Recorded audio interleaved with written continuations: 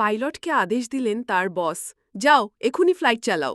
বাধ্য হয়ে বিমান চালু করলেন পাইলট।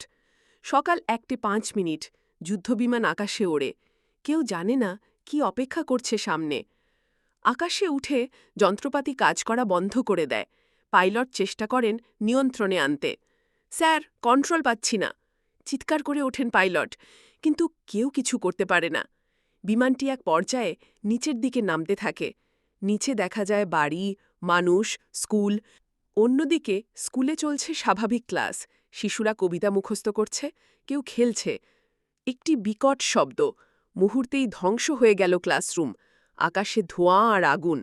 শিশুরা ধুলোয় পড়ে আছে, কারোর কান্না নেই। তারা নিঃশব্দে শুয়ে আছে মাটিতে। স্কুল গেটে ছুটে আসে অভিভাবকরা। কেউ বলছে, আমার ছেলেটা কোথায়? কেউ কাঁদছে নিঃস্ব হয়ে। শিক্ষিকা মাহরিন নিজের জীবন বাজি রেখে ২০ জন শিশুকে বের করে আনেন আগুনের ভেতর থেকে। বাংলাদেশ কাঁদছে, ফুল হাতে শোক জানাচ্ছে সবাই। কিছু কান্না থামে না কোনো দিন।